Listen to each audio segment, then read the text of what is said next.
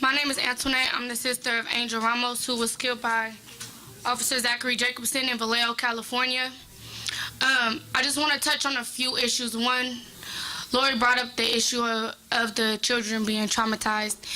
And in the autopsy report, we just received, after being denied the autopsy report over 3 times, we finally received it. And it says in the report that they contacted my mom after my brother was killed, but that was a lie. It was my 9-year-old nephew that had to call my mom. It was my 9-year-old nephew that had to be brave and call me while I was out here in school and text me and say, "Titi, I need you to call me because the police just killed Angel." My 9-year-old nephew. My brother was killed on the back porch. We have a front door. They had the option to take my nephew through the front door. Instead, they made him walk over my brother's body not once but twice. I was visiting back home this summer. It was around 4th of July, and we don't really think much of it. Fireworks are going off. But I remember my nephew, he woke up out of bed and he peed the bed, and he was already about 10 years old, like a year later. Not even 10, so he was still 9. And he couldn't think, like, why did I pee the bed? He was so embarrassed. Why did I pee the bed? Why did I pee the bed? But it didn't trigger that just 5 minutes before he woke up out of his sleep from peeing the bed as those fireworks just went off. And so we talked about earlier of the PTSD that we're facing, and what y'all officers don't understand. And I just find it funny that you're the commentator over how much time we have left. It just kind of I just find it funny how y'all also decide to make those decisions for our lives of how much time we have left. And so the audacity of y'all to sit here, like she said, to sit here and hold up signs that say time's up, y'all can shove that up y'all ass, honestly. Because y'all didn't sit here and give us an option of when we wanted our time to be up, or y'all didn't give my brother an option when his time was up. Y'all took that from him. I'm standing up here on behalf of my mom as well, because she can't be here. But y'all don't understand the trauma that y'all caused. Y'all take away one life, but y'all destroy families. My spirit is never going to be the same. My heart is never going to be the same.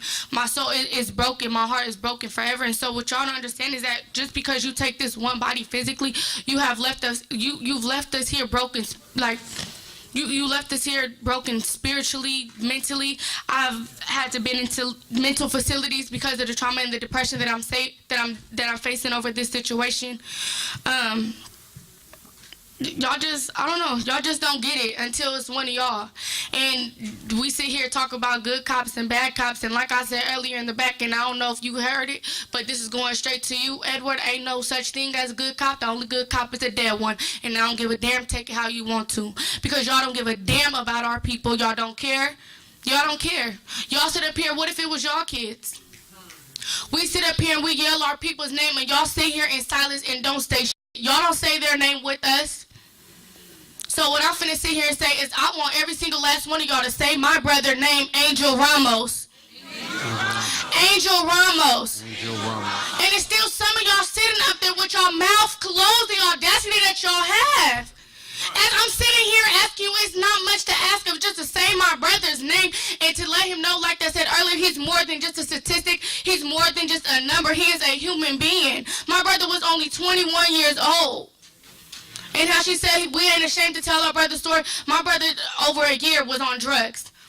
He flipped his life around a few months before he was killed. He only had a few months to live that life how he truly wanted to live that life. We didn't even get a chance to see my brother make that complete turnaround how we've been praying for. We prayed so much for my brother to get up out of that situation. And when he finally did, lo and behold, he had to be taken by the hands of police. My mom moved to Vallejo out of Oakland to get my brothers out of the street, away from the danger of the street, and then they turn around and get killed by the hands of the people that's supposed to protect and serve. What are y'all doing? So it's the real question is that we might as well stay at our ass in Oakland if that's the case. Y'all not doing nothing. Y'all sit here with these blank faces, but until it's y'all, when it's one of y'all want to sit and have these big ass parades for y'all funeral. Y'all want to sit and have these big ass parades. Like y'all just like he said, ain't no such thing as no damn blue life. Your skin is not no fucking blue. That's a uniform. We can't take our skin off. We gotta wake up in this skin every day. Y'all take that uniform off when y'all go home. Y'all get to go home to your families. We don't. My mom can't even say my brother's name without crying, and it's been over a year. His name cannot even come out her mouth without her eyes watering up. Y'all don't get that. That is trauma. So until it must take, 2 of us, 10 of y'all. That must be what it's going to take until y'all see something. Because the moment it's one of y'all, then all hell want to fucking break loose. Like I wouldn't, let me just say, last thing I want to say here is fuck the police. Fuck you, fuck your family, fuck your kids, fuck all of that. Because y'all don't give a damn about us. So, say his name, Angel Ramos. Say his name. Say his name. Fuck the police. Buenas tardes, mi nombre es María Antonio. Yo vengo a apoyar a las mujeres que perdieron a sus hijos. Soy madre de de 2 hombres y mi hijo me lo deportaron. Creo que es más triste cuando ya no están con uno, es más fuerte. Pero vengo a apoyarlas donde quiera que estén, en migración y con ustedes. Good afternoon. My name is Maria Antonio with Aiko, and I'm here in support of the moms that have lost their sons. I personally have 3, one of which was deported, but I know that your pain is deeper.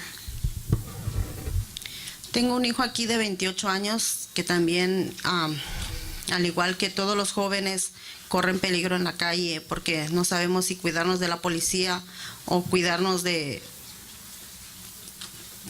deportación. Como mi hijo está trabajando, pedirle a Dios que llegue bien a casa. I have a son here who is 24, and he always is careful from the police, and she always prays that the police don't call him because they will handle him to immigration afterwards.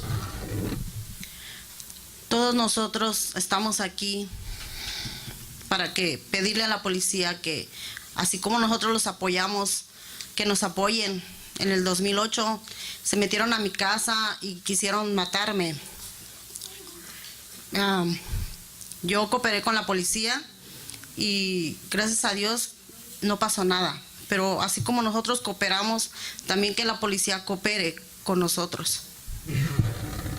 She wants the police to collaborate. In 2008, they went to her house and they wanted to kill her, almost kill her, but she collaborated. So she's in constant fear, and she wants to hold them accountable.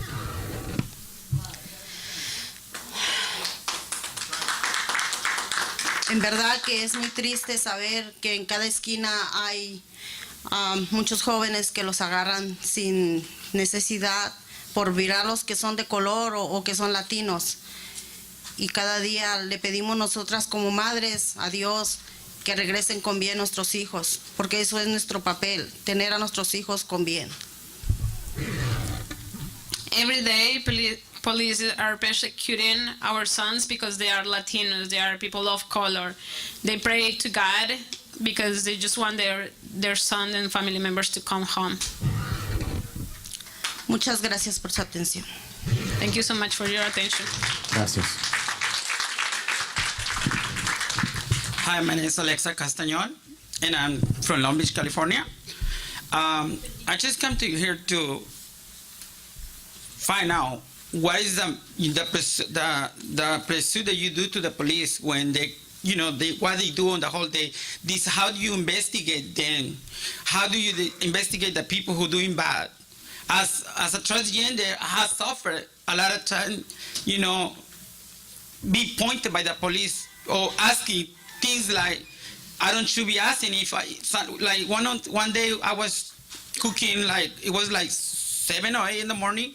I'm sorry, in the night, and it was kind of I was missing something, so I just went fast to the store, and I kind of ran a little bit because I don't want that store close early, so I don't want it to close me and let me out with a thing that I needed for cooking. And the police stopped me, and he said, "What are you doing? Why are you running?" And they said, oh, because I'm going to the store and, you know, I need to, they're going to close it. I don't want it, they close it, so I was running. But then he started me asking me, what do you do for living? What is your business? What is your identification? And I said, my name is Alexa Castañón. No, tell me your real name. And I said, wait, I don't have my license with me like that, but if you want it, let's go. And I went to get it, and I brought it to them, but they still want to know what it was my real name. And I never said to them. But then he was like he forced me, and he told me, like, he looking in the computer, you know, for my name, with my ID. I said, you should be know if, you know, like, that's the identification that the judge give me. So that's no fake ID. Because I asked him, why you ask me that question? And he said, because this can be fake ID. I said, you should be know what is a fake ID. Yeah. You know, you should know what is a fake ID. Why we in my community have to suffer for that? Why, if you're walking on the street, like at nighttime, if you're going to the store or you're going to anywhere, they should not stop because you are transgender, because you look different. And I ask you, Mariana, that you're part of that, and I know you're part of that community, you know, and you know me, like, I always trying to work with the community, and it's what we can do to, you know, to end in this, because I don't want my friends Launa that I have better, you know, look. It's not that too much stuff, but before, when I start my transition, when I still was working, wearing a wig, I was driving and I was pulled up. What are you doing? Where are you going? Where is your driver's license? They never say why they stopped me. They never say why they stopped me, and I always ask why you stopped me. It was one day where I went, we were dancing, and I had a friend that I met, you know, like, it was a transgender too, but it was a white girl. And then they stopped us.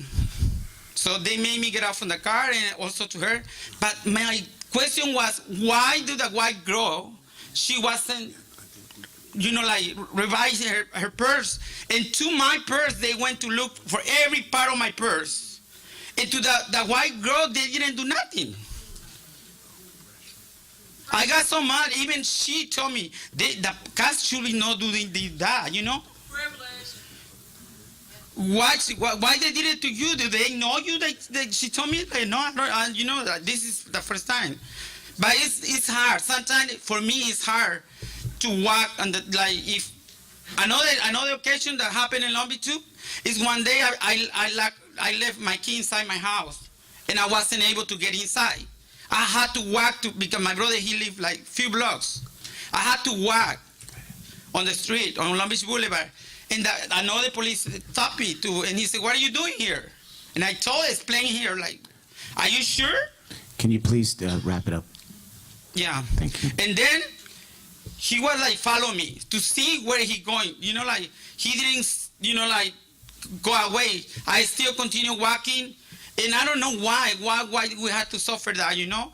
It's kind of hard. We are like ready, you know, come back treated for the community, from the community, even sometimes for our family.